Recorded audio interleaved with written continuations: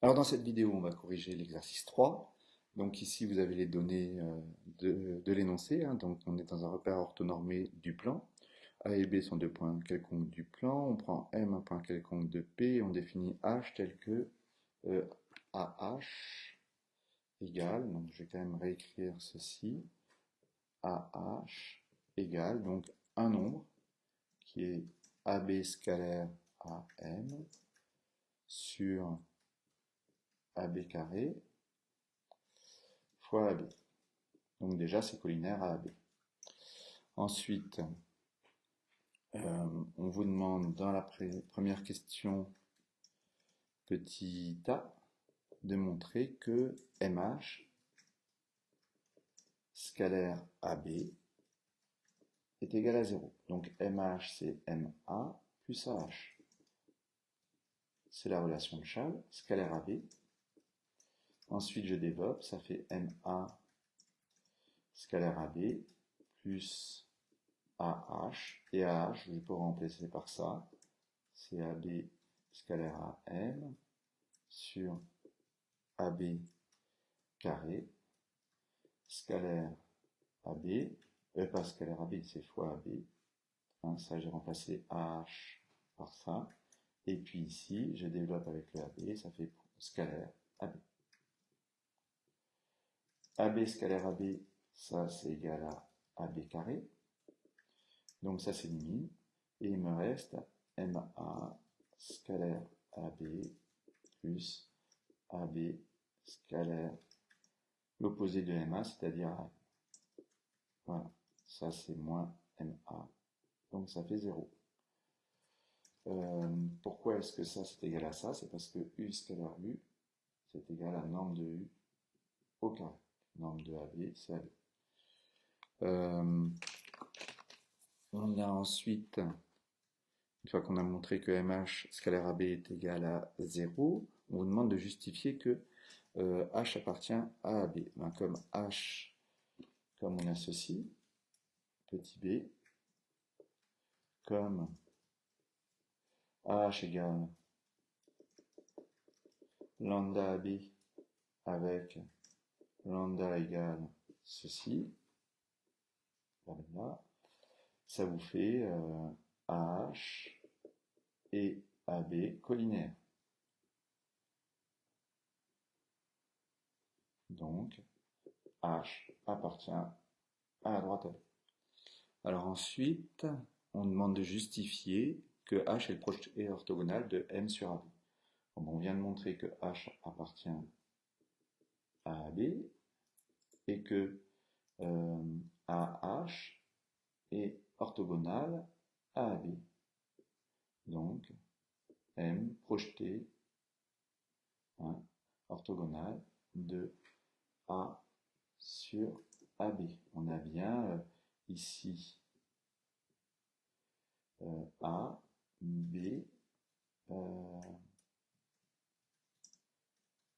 sur AB, pardon, qu'est-ce que j'ai dit? De M sur AB.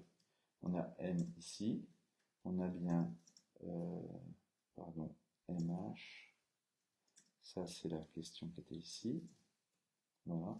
On a MH orthogonal à AB avec H qui appartient à AB, hein, donc c'est bien le projeteur orthogonal. Ensuite, dans la question 2,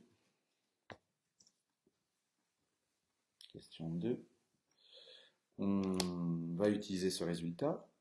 On vous dit que M, on note M le projeteur orthogonal de H le projeteur orthogonal de M sur AB, et on vous demande d'exprimer les coordonnées de H en fonction des coordonnées de M et puis du petit a et du petit b. Donc ici, graphiquement, voilà ce qui se passe, hein. Vous êtes ici avec un point A qui est sur l'axe des abscisses, puisqu'il s'écrit A0, un point B qui est sur l'axe des ordonnées, un point M quelconque, de coordonnées XY, vous avez la droite AB, et on cherche à déterminer les coordonnées du point H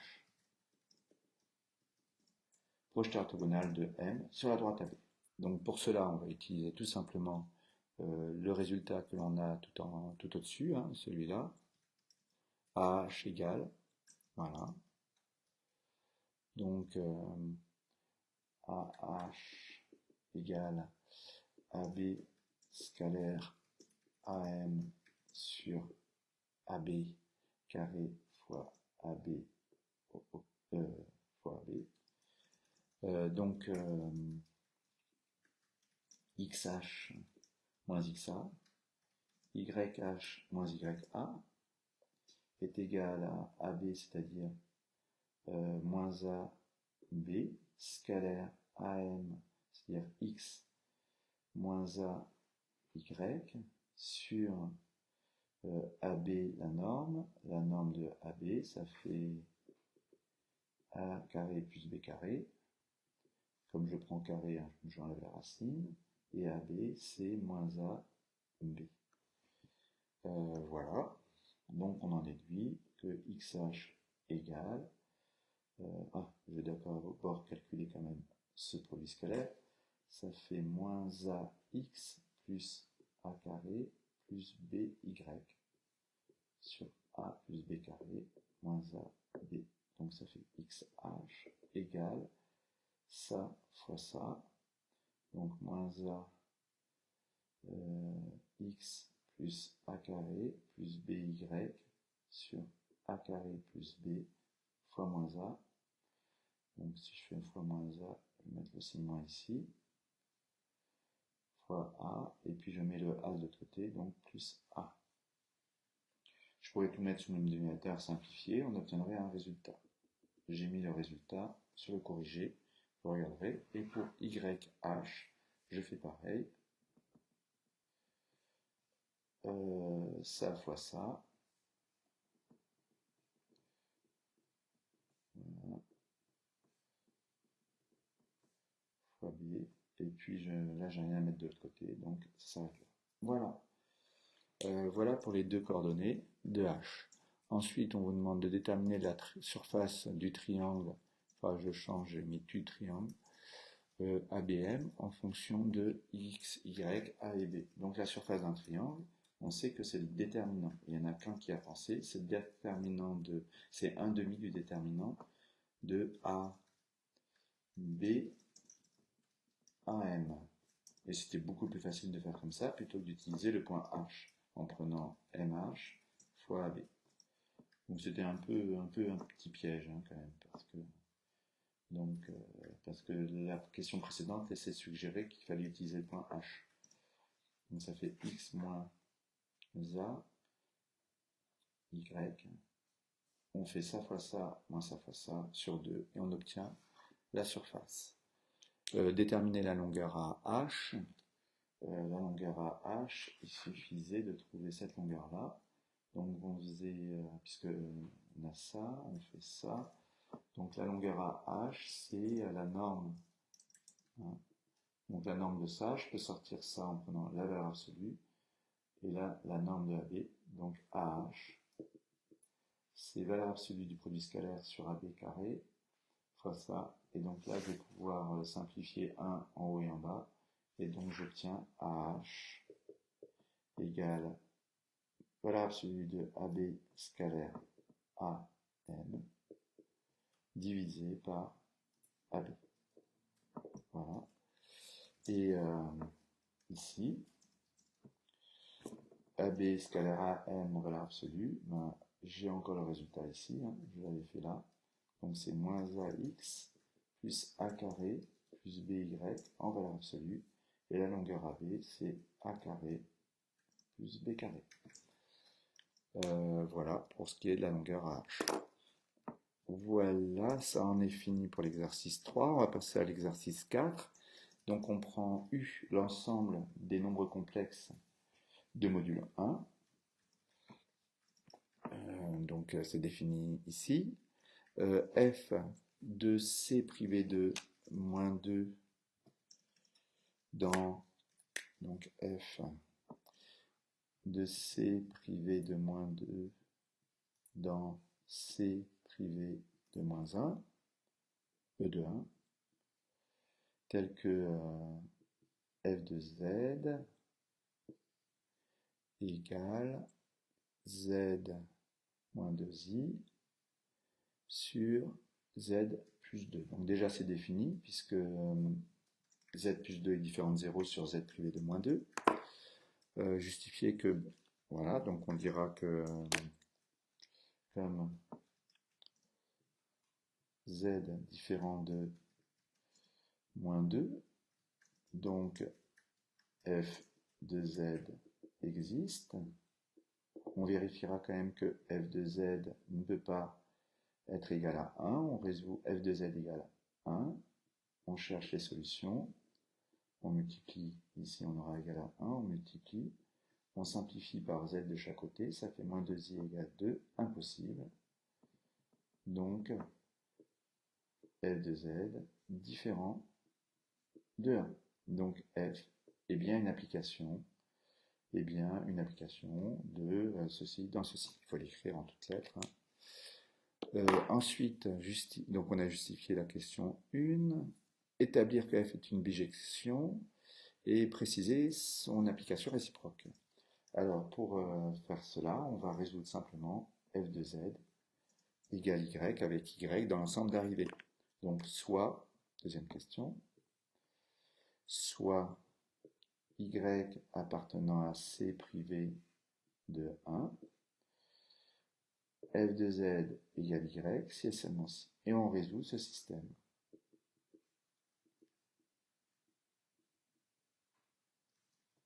Donc, je multiplie par ceci y. Voilà, hein, j'ai passé au-dessus. J'ai développé. Je passe, comme je veux, z en fonction de y. Tout ce qui est inconnu, les z, je les passe à droite. Les z, je les passe à droite. Et tout ce qui est connu, y est constante, à gauche. Ensuite, je factorise ici par z. Et puis je divise par 1 moins y. Voilà. Donc ça, ce sera l'expression de f moins 1 de y. Donc, pour tout z, on a trouvé, pour tout y, on a trouvé un unique antécédent z.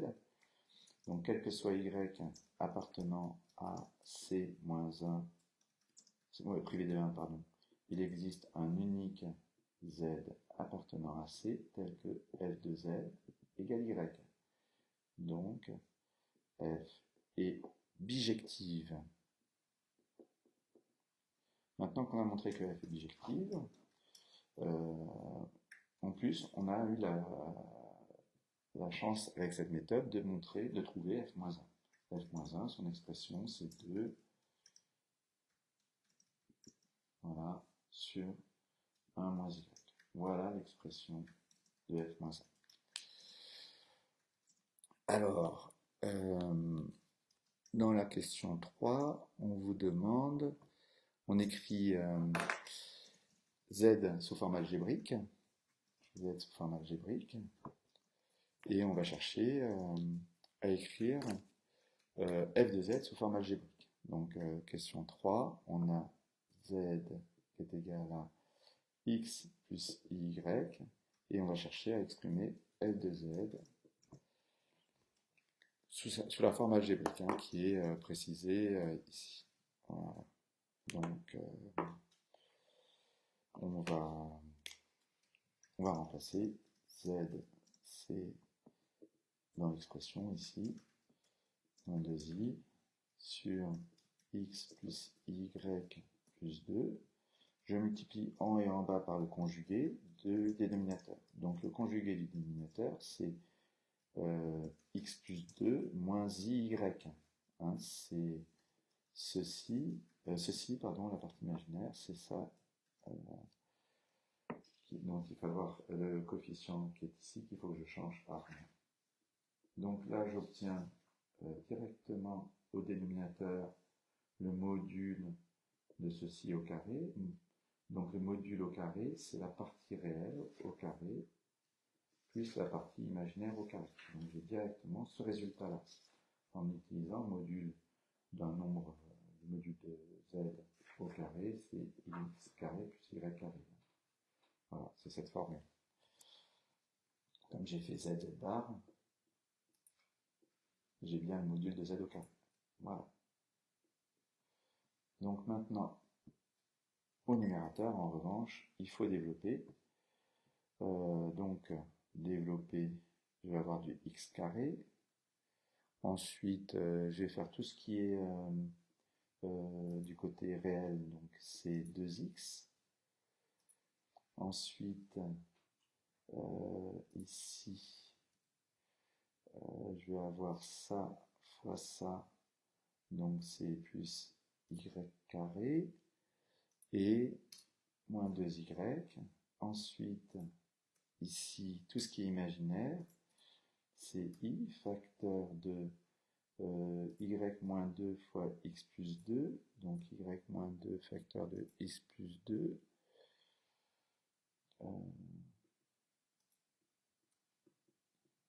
voilà, et y fois x, donc plus yx.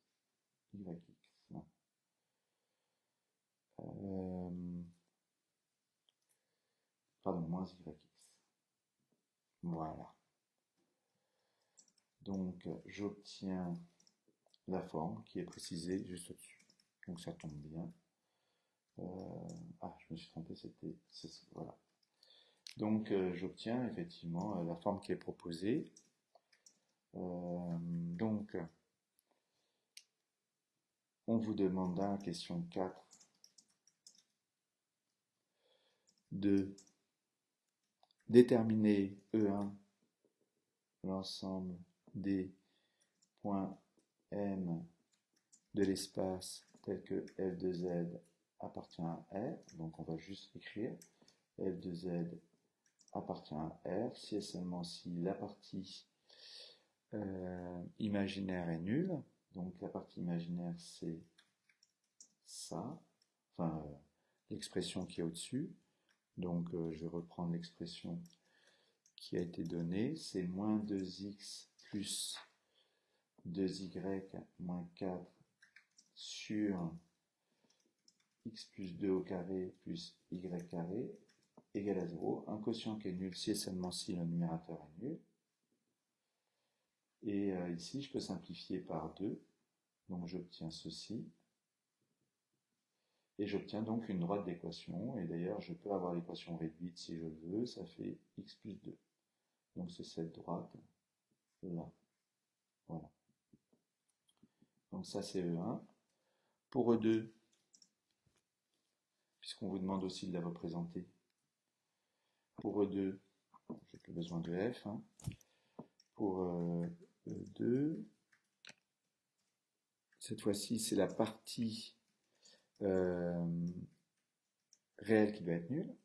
Donc pour petit b, f de z est un imaginaire pur si et seulement si la partie réelle de f de z égale à 0, c'est-à-dire, comme c'est un quotient, je vais prendre juste le numérateur, pareil qu'ici, je saute une petite étape, plus 2x plus y moins 2y égale à 0. Et donc là, je reconnais l'équation d'un cercle, c'est le début, je prends la forme canonique, c'est x plus 1 au carré moins 1, plus y moins 1 au carré moins 1, je mets des 2 moins 1 de l'autre côté, ça fait égal 2, et j'obtiens donc E2, cercle, de centre A de coordonnées moins 1, c'est x moins moins 1, 1, et de rayon racine de 2. Donc, moins 1, 1, c'est A, c'est ici. Le rayon racine de 2, ça va faire ceci. Voilà, ça passe par ces points-là. Donc ça c'est le 2. Et petit c, on vous dit f de z appartient à u. Voilà. Donc ceci, c'est seulement si vous avez module de f de z, module de f de z, ça me fait ceci, sur z plus 2 égale 1. Donc si et seulement si, z moins 2i en module est égal à ceci. Et là on reconnaît une médiatrice. Si je place, si je note B d'affixe 2i et C d'affixe moins 2, c'est Z, on a l'impression que c'est pas des Z, alors je vais faire des Z comme ça. J'obtiens ceci, si et seulement si M B, BM égale CM. Donc si et seulement si M décrit la médiatrice du segment BC. Alors moins 2 pour affixe, le point C il est ici. 2i pour leur donner le B est ici. Et donc E3, c'est cette droite, médiatrice du segment BC. Ensuite, en cinquième question, on a C, j'efface tout ça, on a C qui est un cercle, enfin c'est l'affixe des points d'un cercle, puisqu'on a le module de Z qui est égal à une constante. C'est l'ensemble des Z appartenant à C, tel que module de Z égal à 2 et Z différent de moins 2. Donc c'est un cercle de centre O, de rayon 2, et on a enlevé ce point-là. Voilà, ce point. Oui, c'est ça. Et donc voilà les points d'affixe dans C. Ensuite, on vous demande de justifier Z égale 2, si et seulement si il existe θ appartenant à R, tel que l'écriture de Z, c'est 2 EI θ. Voilà. Donc nous, on veut que Z différent de moins 2 égale à 2i θ, si et seulement si EI θ est différent de moins 2, si et seulement si, ben ceci, voilà. Donc ça veut dire que EI θ, c'est différent de moins 1, si et seulement si θ différent de pi modulo de pi. Voilà. Donc, on obtient, donc il faut qu'on aille de moins pi à pi ouvert pour avoir tous les éléments, hein, pour pouvoir décrire l'ensemble du cercle. Donc c'est l'ensemble des 2 EI θ tel que θ appartiennent à moins pi pour avoir tout le cercle. Ensuite, on vous demande de dessiner l'ensemble des points de C, ben je l'ai fait. Écrire en compréhension le f de C. F de C, c'est l'ensemble des f de Z tel que Z appartient à C. Ça, c'est la définition. Soit θ appartenant à moins pi, montrer que, donc on prend en fait un élément de C et on écrit ce que c'est. Donc c'est 2EI, 2i θ, non, c'est pas au carré, c'est donc i θ, voilà, moins 2i, il est où moins 2i, il est là, voilà, moins 2i, sur 2EI θ, plus 2. Donc je factorise en haut et en bas par 2, j'obtiens EI θ moins i sur EI θ plus 2, plus 1. Voilà. J'exprime i sous forme exponentielle et je vais en factoriser par l'angle moitié en haut et en bas. Ça va me faire EI θ sur 2. Je prends la moitié aussi de ça. Donc pi sur 4. Voilà. Et là j'obtiens EI θ moins pi sur 4. Donc si je fais ça fois ça, je retomberai là-dessus. Et là, si je fais ça fois ce que je vais faire ici, donc moins i θ moins pi sur 4. Ça fois ça, je vais retomber là-dessus. Hein, ça fera moins plus pi sur 4, plus pi sur 4, plus pi sur 2, et les θ vont s'éliminer. Pardon, j'ai oublié le sur 2. Voilà. Heureusement que je voulais montrer le calcul, sinon j'aurais été prêt à l'oublier. Et au dénominateur, je fais pareil, sur EI θ sur 2. Et là, ça me fait EI θ sur 2 plus moins I θ sur 2. Donc au dénominateur, je reconnais le cosinus, mais il me manque un 2. Donc c'est 2 cosinus θ sur 2. Ici, j'ai ceux-là qui vont s'éliminer. Ça fait EI pi sur 4. Ici, il me manque le 2i au dénominateur pour faire le sinus. Donc θ sur 2 moins pi sur 4. Il y a les deux qui s'éliminent. Et on obtient la formule qui est indiquée. Oui, parce que il y a I, C, donc je simplifie les deux. Et I, je le remplace par EI pi sur 2. Donc vous voyez bien, ça va faire EI 3 pi sur 4. Voilà. Donc c'est ce qui est indiqué ici. Voilà. Ensuite, on utilise tout simplement, alors le alpha c'est un θ sur 2, hein, j'ai fait une coquille. On utilise la formule d'addition ici, sinus θ sur 2, facteur de cosinus moins pi sur 4,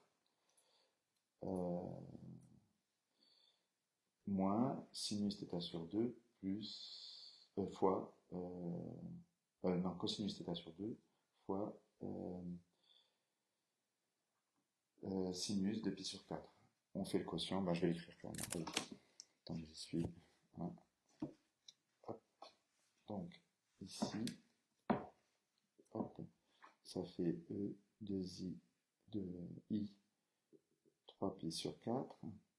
Voilà. Sinus de θ sur 2 fois cosinus de pi sur 4 moins cosinus θ sur 2 sinus de pi sur 4 sur cosinus de θ sur 2. Ça sur ça, c'est tangente.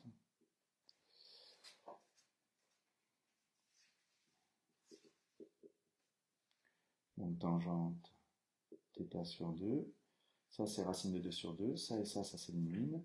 Je factorise par racine de 2 sur 2 qui est obtenue aussi ici. Donc ça me fera moins 1 et racine de 2 sur 2. Voilà. Donc ce qui était proposé. Ensuite, on vous demande d'en déduire que tous les points M tels que les points N tels d'un fixe Z' appartenant à S de Z, donc c'est l'ensemble des points d'un fixe ceci. Donc ici, qu'est-ce qu'on constate? On constate que j'ai ceci,